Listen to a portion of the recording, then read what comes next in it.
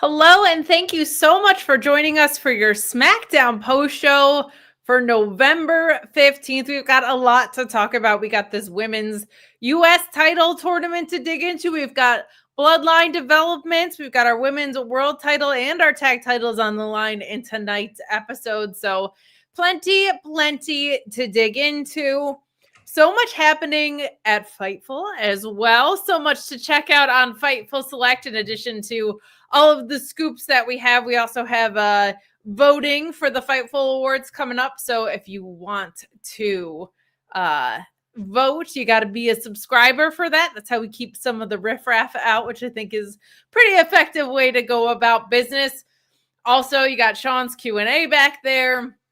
You got me and Alex Plowski reviewing movies. You got us reviewing PLEs and pay-per-views behind the paywall as well. So head over to FightfulSelect.com and subscribe. Broke a ton of news earlier this week regarding ROH returning to Hammerstein, which was pretty cool. A Speedball Mike Bailey update, him joining AEW, which feels like a healthy move for any promotion to pick up Mike Bailey. But AEW feels like a good fit for him, I feel like, stylistically. So plenty going on FightfulSelect.com. Head over there. But joining me as always, we've got Alex Cardozo with us. How are you? I'm doing great. How are you? I am doing well. We've got a lot to dig into. Yeah. I'm excited. We're headed into the holiday season. People are watching the Mike Tyson, Jake Paul fights. Watching a 60-year-old and a YouTuber go at it. I don't know what's going on in this crazy world, but we got plenty of wrestling. We've got the Continental Classic on the way the day before Thanksgiving kicking off again. Survivor Series, we are on the build to. Plenty of wrestling still left in what is the remainder of 2024. And we've got some super chats and humper chats already pouring in. Just Ricardo saying, it's Friday. You know what that means. Hi from work. Well, hello. Thank you always for sending those in. We appreciate it so much that you're thinking of us while you are on the job. And Brandon Rosen saying, who had Bronson Reed on their bingo card for tonight? Yeah, we're going to talk about that. I thought that was a possibility. There's things I like about it and things I don't like about it. The return of Shinsuke Nakamura as well. So excited about that. If you are here to be tribalistic, watch how fast I ban you or put you in timeout. That's funny. But Alex, let's kind of start with this women's tournament. We had a couple matches here today that turned out to be pretty decent matches. We got to see B-Fab in action, which we haven't seen in a long time, but Bailey emerging victorious in that, which I think was a good call for that for sure. Notably with this tournament, no Raw talent names. Now, I checked in with Sean because I thought people were going to have questions about this, and stay tuned to FightfulSelect.com as more kind of develops on that. But he said as of right now, it's just a SmackDown title, that he hasn't heard confirmation. Talent hasn't heard that there's going to be an Intercontinental title on the Raw brand. He hasn't heard that there's anything about whether or not the titles can travel or whatever anything looks like that. This is just, it's a SmackDown title for the time being. We talked about this last week. I'd imagine that has a lot to do with SmackDown possibly headed to 3 hours, Alex, and the Raw women's division just a little thin right now to be throwing them in a tournament. But how are you feeling about the way these brackets are shaking out so far? I'm okay with it. I'm gonna sit back. I'm gonna enjoy it. It's been a while since we've kind of seen the women be in a prominent role on the brand, and I think that we have our favorite, maybe, that we kind of are looking forward to. I think that would be a great idea. I did mention last week, how would we get there, especially since she's involved with someone, and by she I mean Chelsea Green's involved with someone right now. So how do we get her to the forefront and take this title? But yeah, I like it. I'm going to sit back and enjoy this. I think it's time. I think it's time that these are the types of fights and things that we need to see from the women. I want to see them.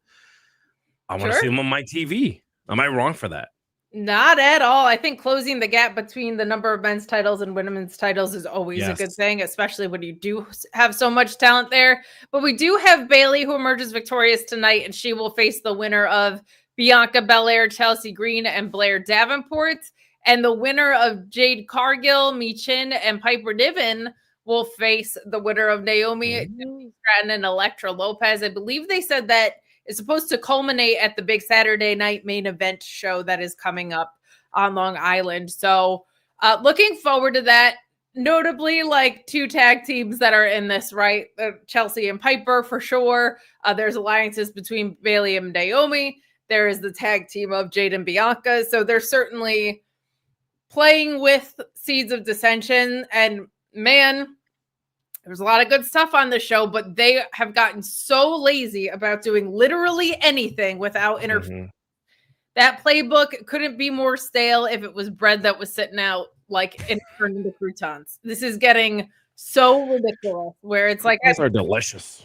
I mean, yeah, no shade at croutons, but like when we talk, I feel like every week with both WWE and AEW, I am like, why are we having these stale playbooks run out?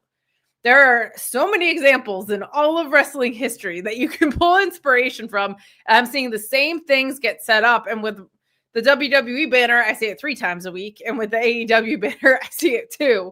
So it's getting kind of old, but I am very excited about this women's tournament. I think it's going to do good things. I just like my kingdom for a storyline that doesn't have like seeds of dissension with a tag team or interference creating havoc. Like it just seems to be so rampant. But the other thing that we got on in this was a return from Shinsuke Nakamura. I feel like him coming into the U.S. title picture is something that's a very, very healthy thing for that mid-card title. Him and LA Knight should be a whole bunch of fun, especially because LA Knight is here to talk a bunch of S, and Shinsuke Nakamura is here usually to hurt people. So I really, really like that development as well. I think that's going to be a fun and a different feud for LA Knight. So I'm so excited that Shinsuke's back. This is the first time he's been on the brand since he's been drafted. Like I've been missing him. I really, really like Shinsuke. So are you as excited as I am about the Shinsuke return? Yeah, I feel like he's been thrown in there as a kind of like a cog in the wheel, kind of just to see and what he can disrupt, so that people don't kind of just like shoot straight to like, oh, this is going to be maybe a Carmelo future happening here. You know what I'm saying? Sure. I think throwing him in there could definitely put I should say that monkey wrench in the cogwheels, right, to kind of disrupt everything that's happening right now. And you are going to see some incredible matches. Shinsuke versus whomever is going to be great. So moving forward, I'm glad to see that this title is actually on a pro wrestler. I'm glad to see that there's pro wrestlers fighting for this title. And I'm hoping to see some great matches with the great one Shinsuke, who's back with the face paint, looking all mysterious and crowish. Yeah, he does. He definitely does. Bad Robot saying, hello, favorite post show. Best time of the week with B-Fab, Bangs Fabulous, and Alex the OTC ornaments, tinsel, and clavicle. I love that. Hell yeah. I wish War Games was just Bloodline, not with Reed and Seth too. We're going to talk about the overarching flaw of this episode was that they invented a numbers game that was a problem that they didn't have. Both sides had 4. Solo had said his weapon was Sami Zayn, and Sami Zayn defected to the other side, so the numbers were even. There was not a numbers game issue until they went out of their way to create one for kind of no reason. But we're going to talk about those implications and more. But Jay Stone saying that, ladies and gentlemen, gonna hit like sweet potato pie straight from the oven come Survivor Series. Think the swerve is he'll have Braun with him. We're gonna talk a lot about what happened tonight, but keep those super chats coming. We thank you so much for the support. Super chats and humper chats are our lifeblood here on our post shows, and please leave a thumbs up on this video. A lot more of you watching now than were at the beginning of the show, so I will just remind you to subscribe to FightfulSelect.com. That ROH news broke earlier. The return to Hammerstein is something that I particularly am very excited about. That is an important part of ROH history. The Speedball news that broke, also available to you for free, is a fantastic interview that Sean had with Kenny Omega. That's up over 10,000 views already within a day. The whole thing's available for you on Twitter as well. But Kenny is just one of my favorite interviews ever because he walks the line of being in and out of character so perfectly. They're building out this feud with Gabe Kidd already. And man, oh man, I love it. Just Mask does wrestling saying popping in, watching Tyson versus Paul. Netflix sucks. Well, enjoy watching that fight. I know a lot of people are. I tried to get the Tiger from The Hangover to join us since Mike Tyson's not available, but we are going to. A lack of fighting because Netflix continues to crash, so people can't even watch it. Well, you know what? It's good that they get this out of the system now because millions of people are going to be tuning in live for that Raw debut. You know it. It. So let's get this underway. That's a closing in on 60-year-old man. It's like, does Tyson sell some good punches at him? We'll see. But we're actually going to kick off this episode with this Cody Rhodes promo.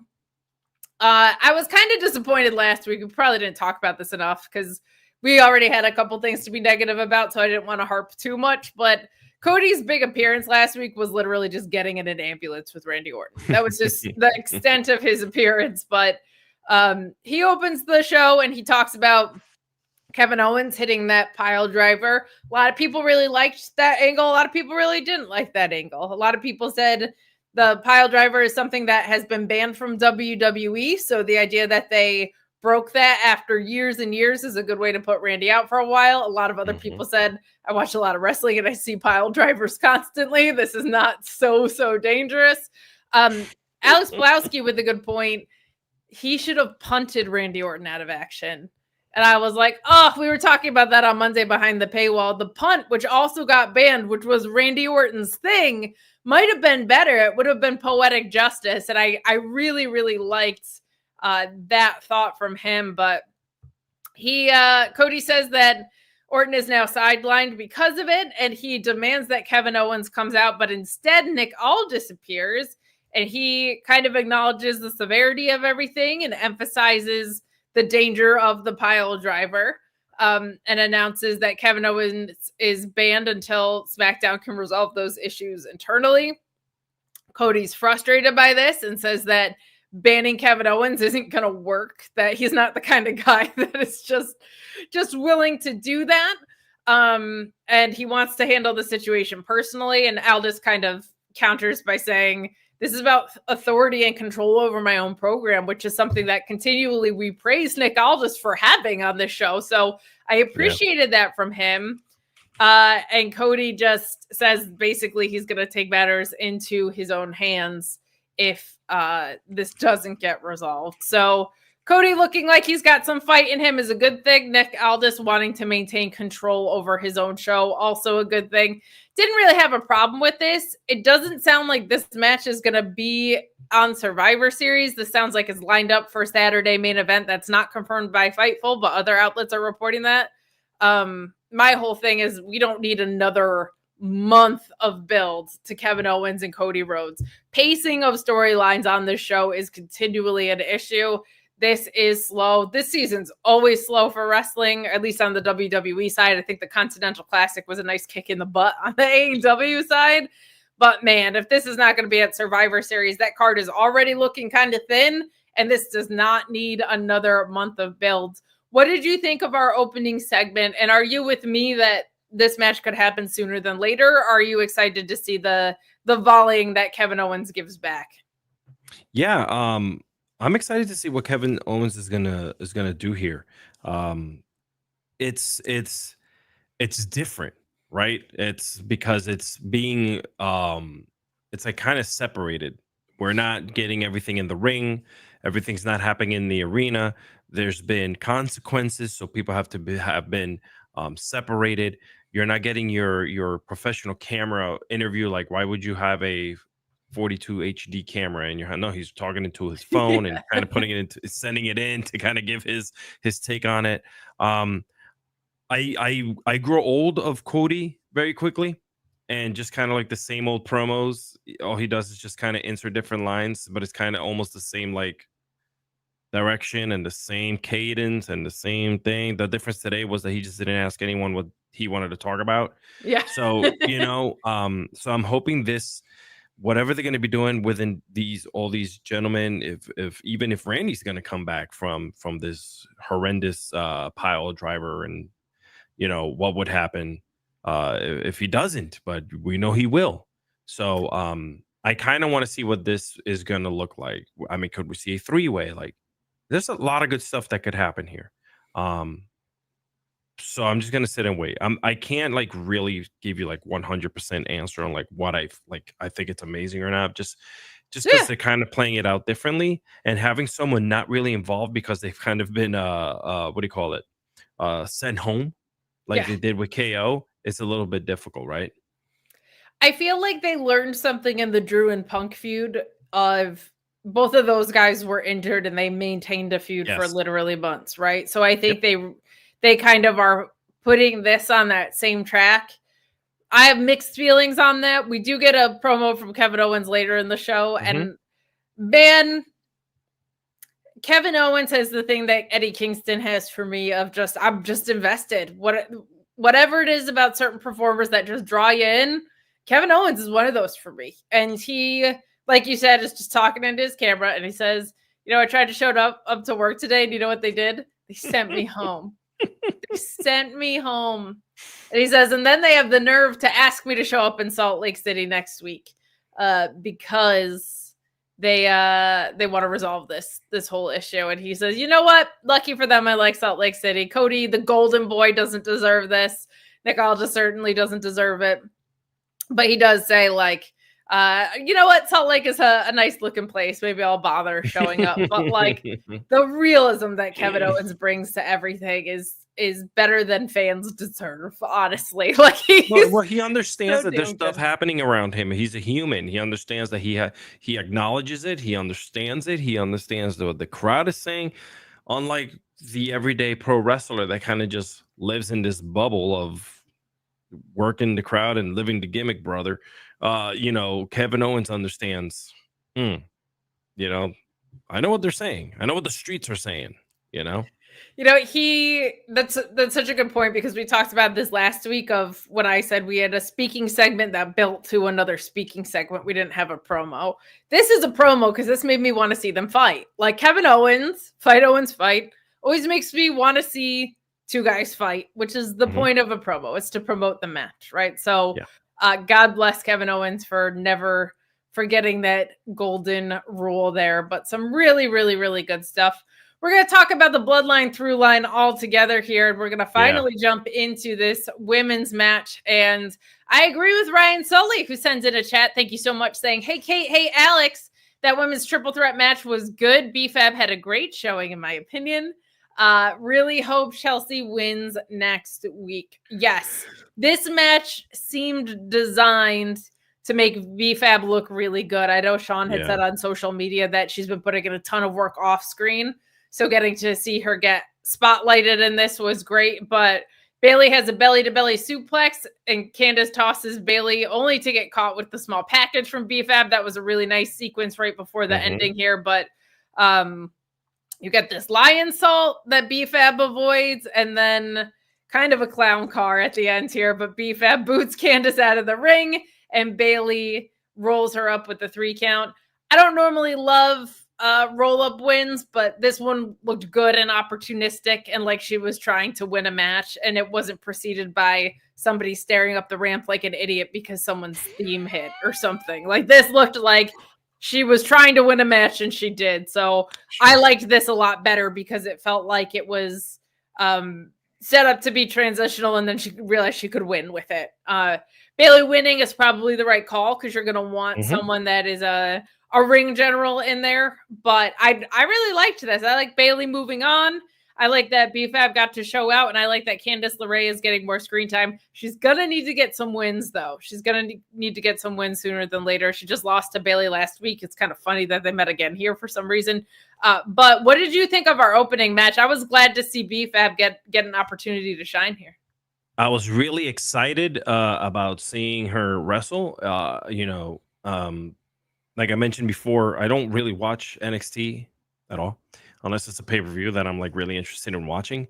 So when I saw that she was gonna hit the ring, I was like, yo, this is a must-see for me. And she did I'm not a pro wrestler, friends, and I don't pretend to be one. I did it, I dabbled in it back in the day before I joined the Marine Were you Corps. a backyard wrestler? Or did you go to wrestling school? I started like everyone else, backyard wrestling, like in Hell people's yeah. backyards, in people's hallways. Bro, I did not know this about you. What was your finisher? The power bomb. I was a giant kid. I was 6'3", 6'4". So everyone called me Big Sexy before Kevin Nash was called Big Sexy. Okay, I love this. I didn't know this about you. I actually have Big Sexy on all my varsity jackets from high school because people were like, "You're from." This is before like he was cool in the NWO Wolfpack. This is crazy. Okay, stuff, you need to wear one on the stream sometime. I know I gotta go find it somewhere put away. But anyway, I dabbled in it. It was fun. Then I went into I did Jersey All Pro for a while. So yeah. I was out there in Weehawken, New Jersey, doing my thing for a while. Anyway, so seeing her wrestle and be really, man, she kept up with it. Bailey also did a great job of making her look like a damn stud, man. Yeah. Like I mentioned, the women are balling as of late in wrestling, and they did a great job here. Bailey winning, yeah, makes sense. Yeah, 100%. Why wouldn't she win? We talked about it last week. It felt like she's been a little bit lost in the sauce, a little bit. Like I have no attachment to what Bailey's doing right now. And then she wins this, and now we're moving forward. Let's see where she goes, right? And she just beat Candice last week, so she probably shouldn't be losing to Candice if you're not going with a full feud there. And B-Fab looked great here, but hasn't been on TV in a while. So Bailey moving on is the right call, but I really like that it felt like this match went out of its way to be produced to make B-Fab shine. Mm-hmm. That made me very, very, very happy. Guys, keep those super chats coming. We thank you so much. We're getting a ton of support from you guys. Please leave a thumbs up on this video as well as we keep rocking and rolling. We do have the lovely Tina Keys who says, popping in to say a quick hello and sending hugs. It was a solid show tonight. War Games is shaping up to be interesting. I half agree with you. I am not super excited about War Games as of right now. Mostly on the women's side, it feels very rushed and very unnecessary. I feel like the War Games that would be there across WWE is actually in NXT. Those have very clear alliances that make sense with each other. On the main roster, you have people who were just competing against each other, buddying up for no reason. So I'm less excited about that. I also would have just left the Bloodline versus New Bloodline unless you have The Rock coming back, which it seems like maybe that's where they're going. But like now the logical thing feels like Seth should be on the other side of Bronson, right? So I don't know what the deal is with this. We're going to talk about that more, but I'm always glad when people are excited about wrestling. I love Survivor Series and War Games just because I love Survivor Series and War Games. Like I'll be excited the day of the PLE. I just feel like they've had a ton of time to build to this and it's been a little bit iffy, but Survivor Series just feels right. It just feels like I think I told you this last year. Fun. I told you this last year. Survivor Series and Halloween Havoc were my favorite two pay-per-views growing up, watching wrestling from WCW and from WWE. It's the time of the year. It's the nice cool weather. It's Thanksgiving, Christmas. It's all of it put together, and then you get freaking wrestling thrown in there where you can watch men and women beat their crap out of each other. Halloween Havoc. With the theme, the way they used to run it back in the day, it's just all fun, man. It's just great. What a great time to watch wrestling. Hell yeah. We did have a Humper chat that came in on Wednesday, so sorry we missed this late, but it says for the next Smackdown post show, which is now, what do Kate and Alex think about bringing back the Mae Young Classic as a tournament to crown the first women's U.S. champion? I think you could have easily named this tournament the new Mae Young Classic, but that I think had its own special flavor and time. If you're going to do that, you have to do it right and really specifically. But I mean, I would have loved that. It just feels like they want to get someone crowned sooner than something as extensive as the Mae Young Classic would have allowed. But that along with the Cruiserweight Classic are two of the coolest tournaments they ever did. Yeah.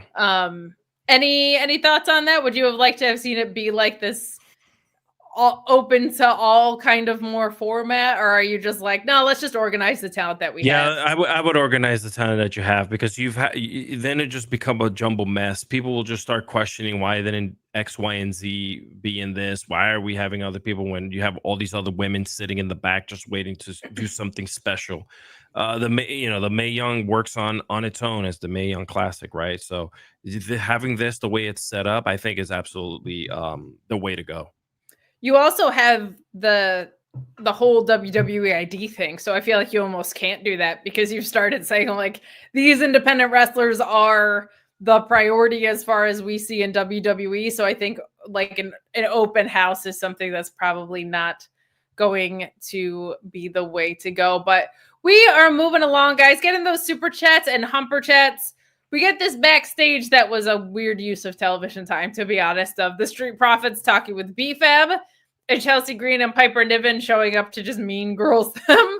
And B-Fab reminds them that only one of them can be champion, and kind of alludes to potential tension between Chelsea and Piper. And Michin walks over with her kendo stick, and they kind of even up the numbers here. That was odd. And it feels like they're telegraphing a tag program of some sort or certain alliances there, which would mean most likely that Chelsea or Piper are not winning, which is not necessarily what I want. I feel like it should be Chelsea or Michin to take that mid-card title. I feel like that would be good, but I don't know if you have any thoughts on that. It was kind of just a bit of a transitional segment there. Yeah, I saw her come out with the kendo stick. I'm like, okay, are we gonna beat some people? What's happening right now? And then just kind of just like, okay, I guess not. So yeah. It was just a trusty kendo stick to hang out with. Maybe she stole it from the NXT show that was at the ECW arena. She saw that street fight with Lola Vice and Jada Parker and was like, I'm going to borrow one of those for the next episode of SmackDown. But we get LA Knight heading to the ring for what feels like it's going to be an open challenge, but we don't have the US title on the line. He addresses the crowd, says that there's a real wrestler holding this now, alluding to Logan Paul not being there, that he's there to defend it. He dismisses Sami Zayn's invitation to join the Bloodline, which happens a little earlier. We're going to group all that together, but he basically says, go tear each other apart, new Bloodline and old Bloodline. I have no reason to be a part of it, which I love from him. He's focused on elevating the US title. And Escobar interrupts here, accompanied by Berto and Angel. Very good to see him back on television. Feels like they were, I don't know if this is intentional or not. I don't know if this is something that the talent want or not, but it seems like they're just giving people breaks for when they don't have something important for them to do, which is not the worst. Like keeping people fresh and healthy is not necessarily the worst way to go about business. But they kind of trade barbs here. Escobar says, talk a lot. It would be nice if you said something interesting. And LA Knight retorts and he says, I could come after you, but I already beat you. I can feel Berto looking at me. It's making me uncomfortable. So I'm going to fight that guy, which I kind of like. We get a quick 5-minute match here, which I have no problem with. There's not a ton of single stock in Berto. So this makes sense to happen the way it did. But you have a headbutt and an elbow drop followed by the blunt force trauma for the win. And that's when we have Shinsuke returning after. So I love that Shinsuke comes back with some intentionality here. That's really refreshing because he was just a really, really, really cool big loser on Raw. So if we can get him, even if he doesn't win the US title here, him entering the mid-card as an important player is good. And then he can hopefully go get some wins against someone else. But effective segment for the US title. I like that it's being defended more. I like the clarity around our mid-card. Your thoughts on this? Yeah, it was a wild ride there before LA Knight held the title. Kind of not where I thought that title would go, if you know what I mean. But I'm glad that LA Knight has it now, and I'm glad that he's defending it as well as he has. It looks to me like the US title picture is going to be taken a lot more seriously, kind of just like the Intercontinental, because the Intercontinental on Raw is Raw's just taking cooking. off, man. It's a Yeah. wild ride there, man. It's actually a lot more exciting than the World Heavyweight title completely. Like, I don't know why. Obviously, you know, they'll get that title It's elevated fresh. with more matches, but yeah, I do think that the Intercontinental title matches are great, and now the US title is getting these awesome, like, and it reminds me of the 90s. Okay, because when I grew up and I was watching WWE, the Intercontinental title and the European title, light heavyweight title, all those titles were getting shine, man, every week on TV. So it's fun to see this. It's really fun. It's funny you mentioned the Raw picture because this is a SmackDown post show, so I don't want to harp on it too much. But I do find that It is? these. I'm on the wrong day. I do find myself agreeing with you that there's some more excitement in these mid-card title pictures, and I think some of that is the nature of the workhorse title versus the main title. Like there's kind of the less often defended, bigger attraction title versus the workhorse thing, which is my thing. And I think maybe part of the struggle with what they're doing with Gunther is, one, they just keep running back the same challengers for him, and that's boring. Like, I've already seen him and Damian Priest, right? But I think at heart, Gunther's a workhorse champion, and they don't want to book that title like that. And I think they just should. I think they just should, because I have think definitely given it a slow pace title. Like, which that's what they've done with doesn't feel like Gunther to me. Like him calling Damian Priest street trash and stuff. Like, I view Gunther as this guy who's like, I'm the best wrestler in the world. I'll beat the hell out of you, and I'll do it against anyone, wherever, whenever, to prove it. I don't care. Send whoever the hell you want. And now they kind of have him like running away from Damian Priest. I'm like, what are you doing? But yeah. This chat from Rafael Garcia. You know, for someone who surfs a lot, I don't think Nakamura likes sand. I think he thinks, and watch this, it's coarse and it gets everywhere. I don't know. I bet you're right, but let Shinsuke surf. Let Shinsuke surf, okay? Guys, keep those super chats and humper chats coming. We got a lot more SmackDown to get through. So many exciting developments tonight, and we are going to keep moving along as we go to our tag match. And man, between this and the main event, I'm like, for the love of God, can you just give me something? Can you just give me something without we're gonna circle back to the Bloodline stuff momentarily, but something with a clean ending. Like, it's annoying because a lot of this makes sense. Like, I understand where they're going with it, but my goodness, like, get more inventive about ways to tell stories. This is getting exhausting, but the ending of this, a perfectly fine match between the Motor City Machine Guns, who are very over very quickly, which is good, and the Street Profits, who have been going in on this for a while. But you have Ford tagging in to set up that Doomsday Blockbuster, and Ciampa coming in and causing the DQ. You have Ciampa after the match attacking everyone until Johnny Gargano comes down to try and calm everything down, but Ciampa shoves Johnny. Like, it is the most 2 + 2 = 4 kind of storytelling that you could. The Guns trying to help out the Profits here, which I thought was a nice touch in this. Like, Ford and Dawkins are pissed, but the Motor City Machine Guns immediately establishing themselves as, we don't want to be the kind of team that relies on short strokes like that. That is not the way that we go about business. So we'll probably get a rematch out of that. But my goodness, can we clean up the endings on some of this stuff? Listen, it's hard when it's tag teams because the tag team division has been in turmoil mode. Yes. There hasn't been a lot of direct lines of passages for these people, clear passages for us as fans to understand what's happening and why are they fighting, or who has the titles, why they have the titles, why are we flip-flopping the titles, you know? So it's and I don't understand, like, even towards the end of that match, the Street Profits look like they should have like they were the heel team, right, at the very end, which I mentioned. I was talking about it before the match ended. I was like, man, I would really love for the Street Profits to go full on heel, man. Just excuse my language, just bitch slap the shit out of everyone. You know, like who cares, man? Like you had something there almost with the Hurt Business. It was so close. We almost had it. They were going to literally be the baddest. Yes. The only reason they turned face was because Bobby Lashley was in front of a tribute of the troops. That's tribute of the troops show crowd, and everybody cheered for him because he's better at any rules.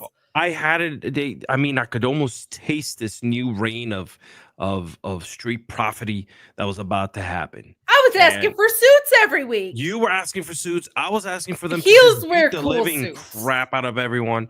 And maybe we got a little taste of it, but it just, you got Ciampa going crazy. You know, his tag team partner doesn't know what's happening. So I'm a little lost. I'm trying to follow the story. Sure. But too much happened there at the very end. It wasn't kind of clear for me because, you know, then you have the Street Profits also bitch slapping everyone, which I enjoy. But, you know. Yeah, I'm excited to see the fire there. But, man, they've got to clean up the way that they tell these stories. And, Alex, some people got to be cleaning some other stuff up in their manhood region. Some people got some trimming to do around there. And Manscaped is what's going to get you there, my friend. Nobody wants to see your hairy balls, so clean them up. Manscaped.com and the code FIGHTFUL is taking care of you. Maybe you're just looking at yourself and you're going, I'm too far gone, there's nothing I can do. Manscaped's got you covered. And you might say, but Sean, there's just so much. Where do I begin? Manscaped.com and the code FIGHTFUL. That's where you begin. That's where you go.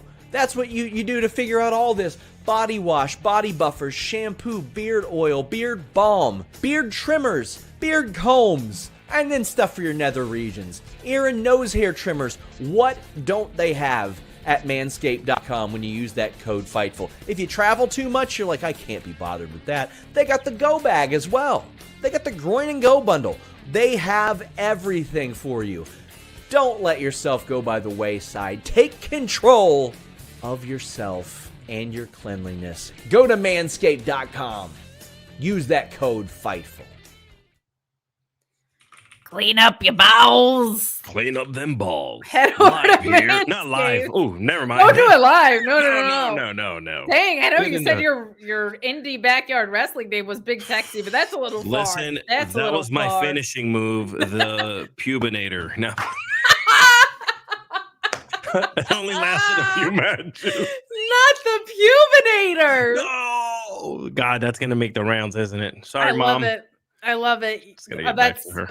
That's my parents watch every post show I do, and I'm just out here. So sorry, parents. Dick pills and Manscaped, but guys, keep those super chats and humper chats coming. A lot to talk about with this Raw. We did have 2 title matches, which was great. We had this tournament starting, so a lot of stakes in play. Very excited when we get to talk about shows that have a little bit more meat on the bone. And speaking of meat, Normus says, yes, meat business has kept me from watching wrestling. What? But want to show some love to the BCC, SGS, and those who acknowledge the OTB, your original tribal beef. Meat forever, partners. We love you so much around here. So much like innuendos and the meats and the beats and the beefs. Like, I don't know what's happening there, but big meaty men slapping meat. That's what's going on. I tell you what, this is a Friday night show for everyone. For everyone who loves anything and everything. After dark. And we all know Kate loves her vegetable meat. Wait, that makes no sense. I mean, it's like a meat substitute, which also doesn't sound great. Steak, right? It's delicious with a little barbecue and some sazon, you know, like, yeah. We got Ryan Sully saying, did you notice Cole mentioned the Street Profits ally left the company meeting Bobby? I like SRS's idea of a heel champ and face Gargano. That would be interesting. It certainly seems like they're headed that way. So Sean might get his wish, but I do appreciate that they did mention Bobby Lashley kind of vaguely, but that they brought it up because it does feel like maybe they were leaning a little bit more heelish today, Alex, to your point. Sure. And Yeah. the last time they were heel was with Bobby Lashley. They just got kind of turn-faced for no reason, and then Bobby left. So where did that leave the Street Profits?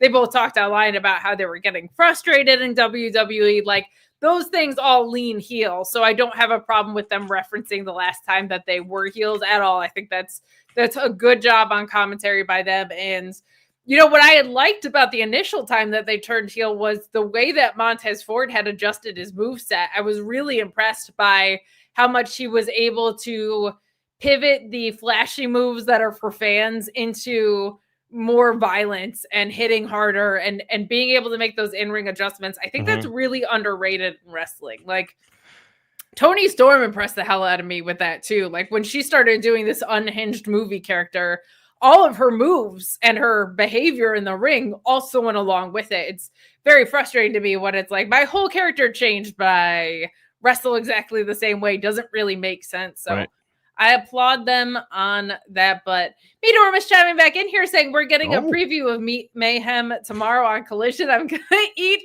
nothing but arugula and blue cheese until then. May need to get the hose. I've said it once. I've said it 100 times, and I'll keep saying it.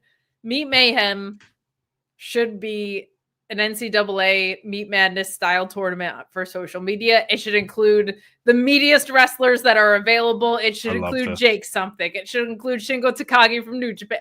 It should be the meatiest men in the industry, and do a ladies meat tournament for all I care. But like, do it properly. Do like an NCAA AEW YouTube style thing.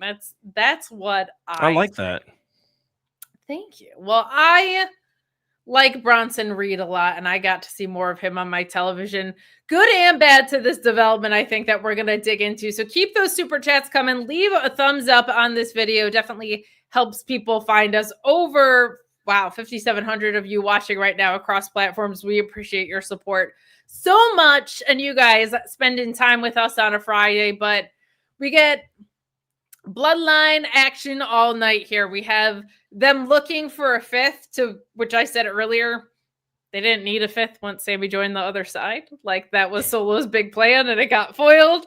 Probably good to assume Solo has a fifth in his pocket, but from a creative aspect, they weren't trying to even up a numbers game anymore. There wasn't really a need for this. But you have Jimmy Uso walking up on Jay and Sammy earlier, saying that Roman wants to meet with everyone when he gets to the arena. And Jay reminds them that they need a fifth, to which I said, no, they don't. But we see him approach LA Knight earlier in the night. We've seen them approaching people all week on Raw, right? So some good developments there, but Sammy tells the Usos that LA Knight didn't work out and that things aren't looking good. He is talking to Roman because Roman's doing the thing he does where he like sits down and looks menacingly. He was talking, like Sammy was talking to Roman the same way my parents talked to me when they were not happy. Yeah. So very familiar. It took me back to when I was like 8 years old. But Sammy tells Roman that nobody on SmackDown, Raw or SmackDown wants to work with them. And what I love about this, Alex, is they shouldn't. Like, Roman is super over with the crowd because he went away and came back. There is nothing that Roman has done differently that indicates that he is a changed man. He didn't really apologize to anyone. His behavior hasn't changed. And I love that the rest of the product, both locker rooms on the main roster, are underwhelmed. They're not impressed that Roman Reigns is back and suddenly we're supposed to be on his good size. I love that the locker room isn't stupid and that all the people that he fooled with numbers games and manipulative behavior before, they're not just like suddenly cool with Roman Reigns. I think that's such an important piece to this build. Have you valued that as much as I do? I think it's actually pretty paramount to the story that they do it this way. Yeah, he hasn't changed. He's still the same person, you know, which is like you just mentioned before, his character hasn't shown any sign. I mean, even when he was super major heel in the ring, there was moments when he was talking to his family and like he was just like, you know, saying nice things about why Sammy's going to stay, you know, with them when that whole turmoil, you know, was happening between all of them. He was like, no, I believe in Sammy and Sammy's here for us. Like, maybe the tone was a little bit like deeper and darker when he was talking, but it hasn't changed. Like he's still like looking at people like who's gonna stab me in the back. Like he's very weary of his surroundings, and I like that. It doesn't. Wrestling has this thing where when you go from heel to face, all of a sudden everything changes. Right? Yeah. Like you it's like going from NXT 1.0 to NXT 2.0. That's you know, like I like the direction that they're going with him, and I think honestly with Roman, they're really gonna hold him close to the vest, and they're not WWE, that they know that's his that's their cash cow from here to whenever he decides to leave the company. Sure. And honestly, leave it. Sure. Nothing has changed, so why leave it like that? I love that people are like very, very much fool me once, shame on me, right? Like, or shame on you, and I'm not going to let you fool me twice. Like, I really have liked that aspect of this. So fully with you there. But then we move to the ring, and Solo Sikoa can barely talk when the OG Bloodline come out and everybody starts brawling. Roman and Jacob have a really, really great stare down. That is the money. But out comes Bronson Reed to attack Roman Reigns. And after a Samoan spike from Solo, Roman eats a huge tsunami, which was so much fun. Yeah. And after the ring clears, you hear Jey Uso tell Roman, make the call. At this point, I was thinking it's probably Dwayne, probably The Rock, right? Ryan Takini says, why Bronson makes sense. One, he started as a hired gun. That's what I like. Bronson Reed is the guy that you pay to beat up people. Totally in on that. He says, two, he wants to be a main player. Also true, right? He's talked a lot about wanting to be at the top of the card. But three, and arguably most importantly, almost inarguably the most important, the new Bloodline needs someone with long, lush black hair. Like, it's true. It's very, very true. So he is actually, he's Australian and he does have Samoan blood in him, which I did not know until a Chris Van Vliet interview surfaced that information. What I don't love about this is it kind of implies that Seth is going to be on the other side, and I don't think you need that stepping stone for Seth versus Bronson. And I think you could have just left this match at all the guys who are actually blood related here. If The Rock isn't going to show up, maybe The Rock shows up after Survivor Series. I think that's almost perfect. You probably don't want a guy with The Rock's, I hate to say it, like his age, and he wasn't like so great in the ring the past time that he was back. So him being in a War Game style match is probably not what you want to do. But I just don't feel like you needed to shoehorn Bronson Reed and Seth into this once you had evened out the numbers game, right? Like the chat saying, what about Sami Zayn? Sami Zayn he's a part of the Bloodline. His last name is Uso. He was Sami Uso, but like he has all that story where he's already woven his way into it, right? So this felt like, I don't know, there's good and bad to it because I want to see Bronson Reed in this match, and he's going to do some really fun stuff. And if there's a guy you're going to hire, this is the guy. I just don't love that that's how Seth ends up back on the other side of this when Seth had really, really good reasons for not wanting to join them that he stated on Monday. Like, he had a really, really good call. So this is going to be the thing that gets him to forgive Roman, is that Bronson Reed's on the other side. I don't know if I'm buying that yet. Well, we saw this with the Uso brothers, right? There was no reason for Jay to come back and hang out with Jimmy. Like he said it, I'm pissed off at you. I don't want to talk to you anymore. Like, I'm done with this. Yeah, but he did also say, like, family's family. Of course, right. Which is the same play that's from Fast and Furious. Yeah. Right. Which is going to come into play when you see that Seth has had this long-standing career and this family bond with Roman from the beginning. So when you use the words family's family, Shield it's gonna family. happen. Yeah, the Shield family. It's gonna happen. I just don't see any other. They want this to be big. And what other way to make this bigger? And it won't be like you said, it won't be The Rock. I think The Rock shows up kind of like a CM Punk deal did last year.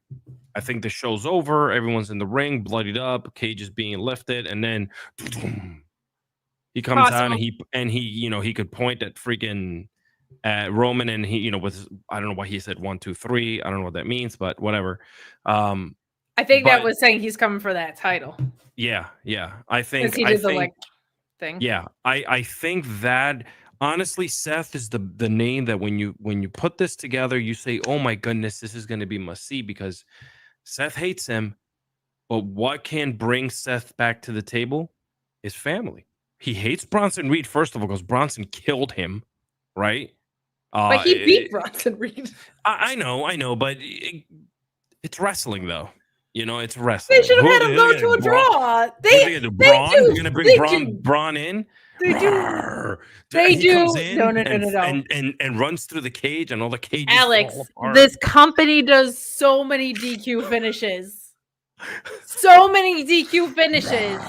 They couldn't have a DQ finish. No, this actually annoyed the hell out of me. Why did they go out of their way to have Bronson Reed lose the last Monster Standing match to Braun Strowman, like you said, and then lose to Seth in Saudi Arabia when they could have had they love interference and they love DQ finishes. We literally saw it tonight.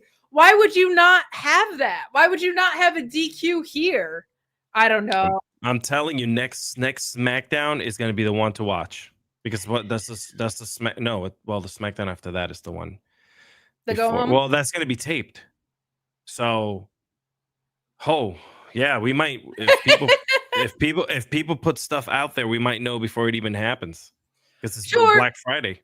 Or they could do what they did kind of a couple pay-per-views ago and have like the go home for the angles be the week before, and then the pre-taped edition was like the mid-card show out, which was fun. Which was fun. Well, yeah. So I believe next week, guys, this is the place to be next Friday night. Oh yeah. Believe you me, if you're not here right now, tell your friends, tell your grandmother, and tell your sisters to come and join us here because I mean a lot of women with me. Like I support women. I don't know what you want me to do. I support women.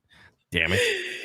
Well, I appreciate that as your female co-host, and I appreciate 6,000 of you watching right now. We've still got our main event to talk about with our women's championship match. If you love interference, boy, was this the gimmick for you. But if you don't, if you wish it were nowhere to be seen, like your internet connection to the masses,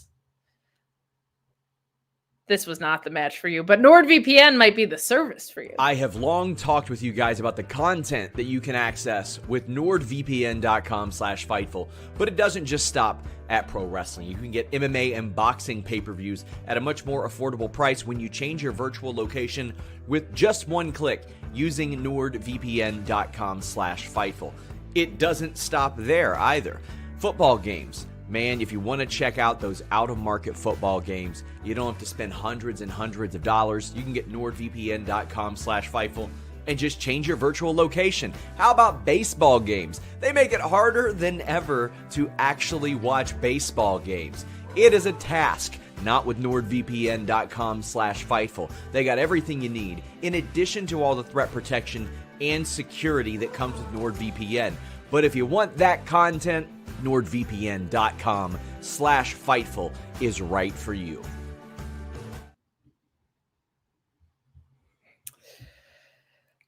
Guys, last call for super chats and humper chats. We've got Tom LaValle saying, main event, Ricochet versus Dante. That ruled. Duh, I'm sure. I'm sure that match showed out on the AEW side. But we've got a women's title match closing it out over here. So too are our super chats and humper chats. So get those in. I'm seeing a lot of people touching tips in the chat, which means that our Rampage review is over on Fightful Select, I'm sure. But let's get into this main event. Quick reminder before we do, the Fightful Awards, we talked about them earlier, are open. So too is sponsorship for those awards. You can email me or Sean, but email me because I get a commission if you sponsor them. I just got an email right now from 2 people that view the show and Meet Normus and Ricardo that are trying to put something fun together. But it is $100 if you are interested in sponsoring. That gets call outs and social media mentions to our 500,000 follower combined social media following. As well as last year, we had 35,000 plus that tuned in across platforms for the awards themselves. It will be hosted by Sean and Denise again. Our platform has grown significantly since, so we're expecting higher numbers. Get inclusions in the YouTube description and the audio platform descriptions as well. So sponsor the show in general, sponsor a specific category. Matthew Hooks is in the chat. He sponsors our Tuesday night show once a month as well, but says it's a great thing to sponsor and great people. And thank you. We got great people that sponsor it too. We have everything from student marching band fundraisers in there to other creators to different brands. So feel free to reach out if you're curious about how that grows. We even have people that donate spots, which is like the coolest, kindest thing in the whole wide world, in my opinion. But we are going to talk about this main event as we go home to your safe and wonderful wrestling weekend. But we have Bayley walking up on Naomi as she's preparing for her match, and Jade Cargill and Bianca are in the back saying that they have Naomi's back. Certainly there have been a number of alliances formed in the women's division, and boy, oh boy, are they about to come into play in this match. We have a nice ending here, but it preceded by so much stuff. There was Naomi going for that split-legged moonsault that she does and does extremely well. But Candice shoving Bayley into the ring post, and Nia Jax picking Naomi up for that avalanche Samoan drop and the Annihilator to win. Before that, there's just so much stuff going on. You have Liv Morgan and Raquel Rodriguez laying out Bianca and Jade in the back. You have Bianca and Jade, Bianca Belair and Nia Jax headed to the ring.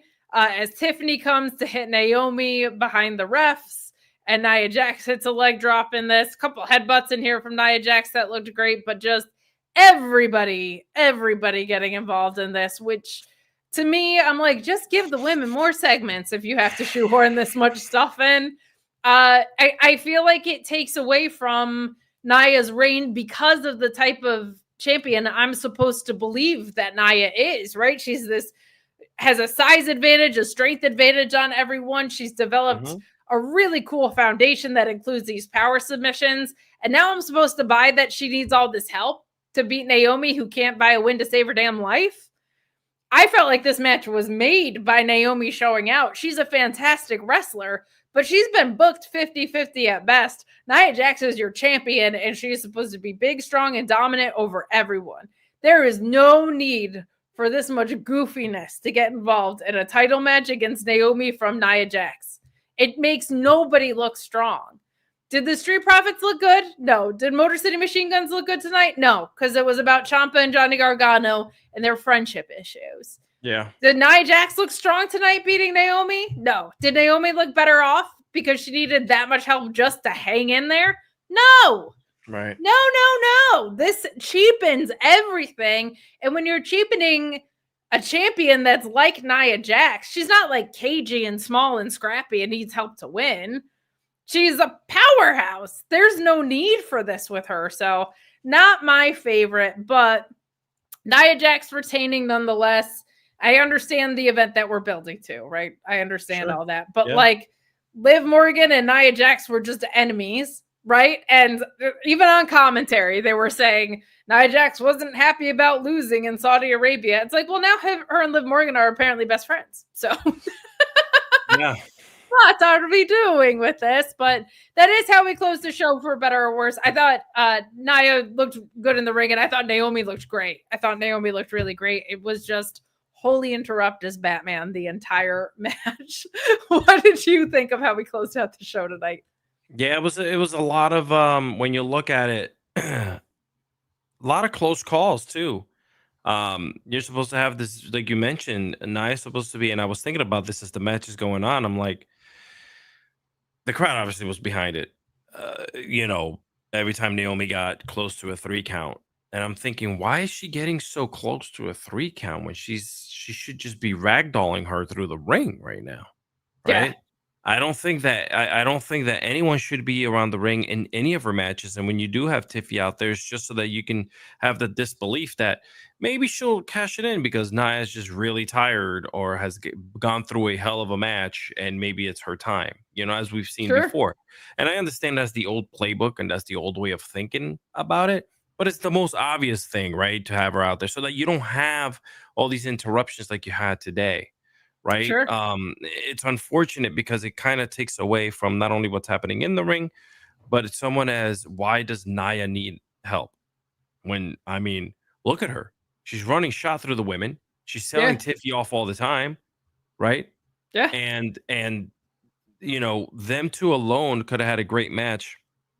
Where yes, Naomi could have had a couple close calls, but if you're gonna have interruptions, I don't think that having the close calls as well was needed.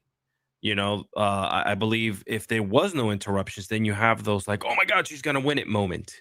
Yes. Yes. It dilutes the near falls and the momentum that Naomi was building. Go. Yeah, that's right. Yeah, there you go. You said it best and more eloquently than I could put it because I'm from just that's what I do.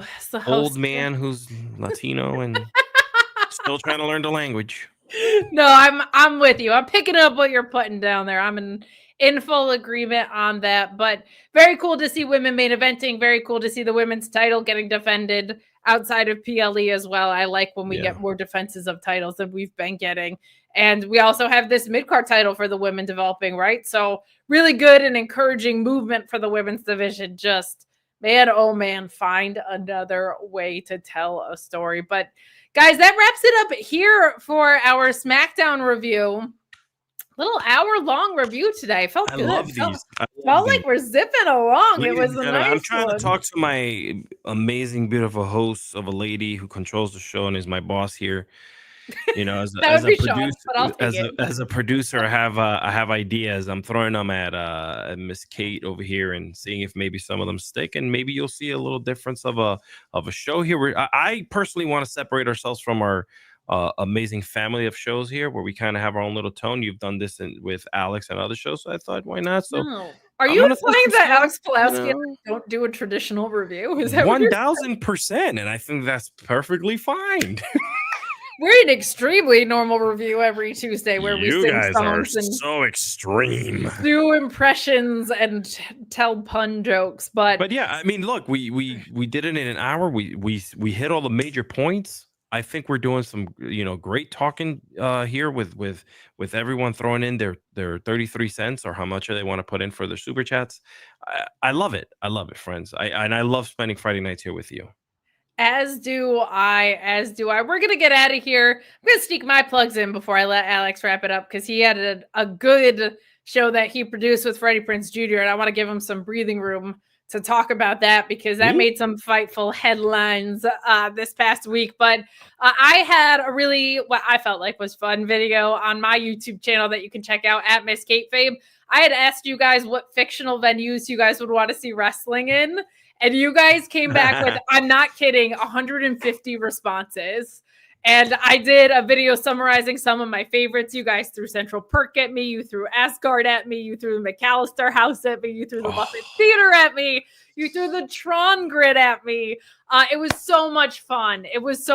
So head over to my YouTube channel. That video is like 20 minutes long. I'm trying to keep my content over there a little bit shorter, but it was so much fun to go through everybody's responses and talk through those. I think Bikini Bottom, once I broke it all down, might have been my favorite, but you can catch me at Miss Kate Fabe on that YouTube channel and on social media. You guys know where you can catch me here on Fightful Tuesdays, Thursdays, Fridays, right here on the main channel. Mondays on Fightful Select and for PLEs and pay-per-views, and the Mark Order podcast on Wednesdays talking all things All Elite. But Cardoza, I wanted to let you plug that was pretty jolly and a bunch of other things, but Freddie Prinze Jr. giving an interview on the show that you work with him on, talking very transparently about his own federation, which I love when people are just that open and honest about stuff, man. That was an awesome thing to listen to.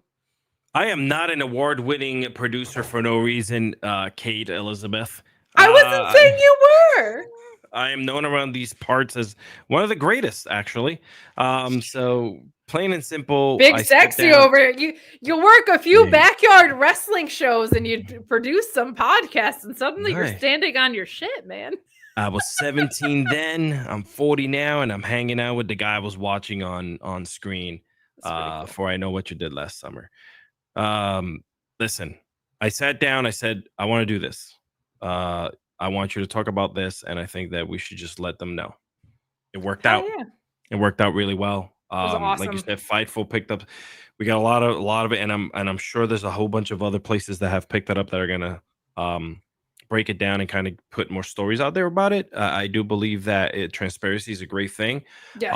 It's what's lacking in a lot of sometimes podcasts out there, and I think that ours separates. We are separated by the fact that we talk stories as opposed to breaking down matches.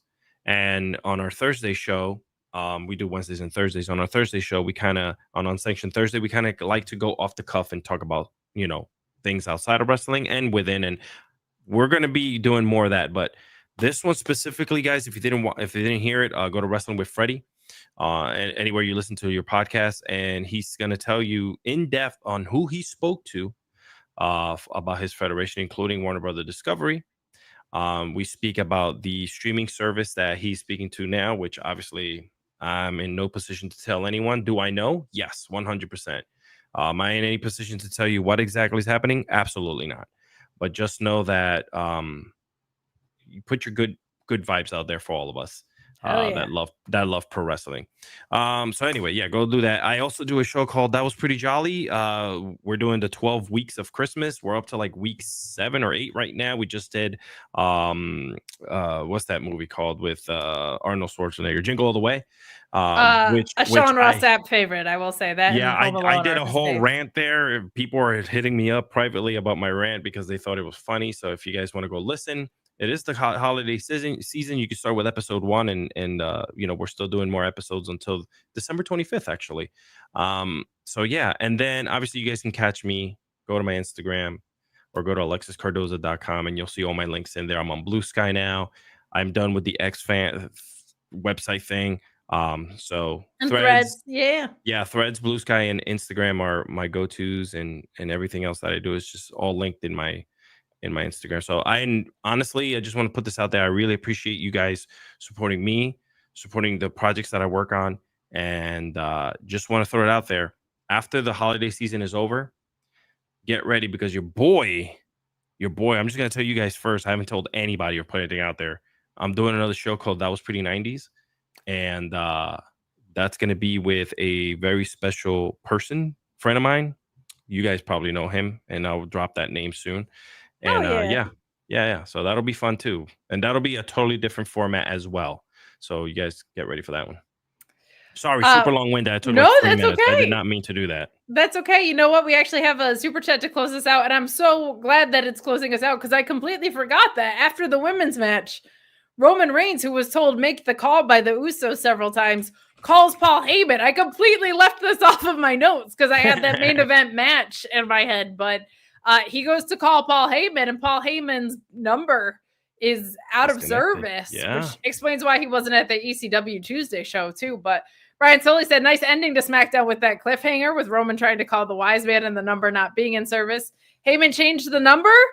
Didn't bother to buy a new phone after Solo destroyed it. Great review, Alex and Kate. I can't believe I completely left that segment off. By the way, the fact that he took that dramatic pause and call and then just stood there, because immediately I was like, is he going to take a deep breath and say Seth Rollins? But when he said the wise man, I'm like, oh crap. And then it went to this doesn't exist anymore. I was like, ooh, okay. All right. I also liked that I was like, he could call Seth, he could call The Rock, he could call Heyman. Like they did a good job building to like, oh, there's a few people he could call. Yeah. There's a few people he could call. You can call me. He could have been calling Big Sexy Alex Cardozo for all we know. I don't want to say that I probably play Call of Duty with him and his cousins, but Oh my gosh. Alex is I dropped something again. Oh my God, you dropped those names again, Alex. Just call me, man. I'll be the 5th member. Oh my gosh. We are going to wrap it up here. Thank you so much for the support tonight. We appreciate it so so much. Have a safe and wonderful wrestling weekend. We'll be back tomorrow with the Grapsody and your Collision review, so stay tuned for those tomorrow. We're out of here.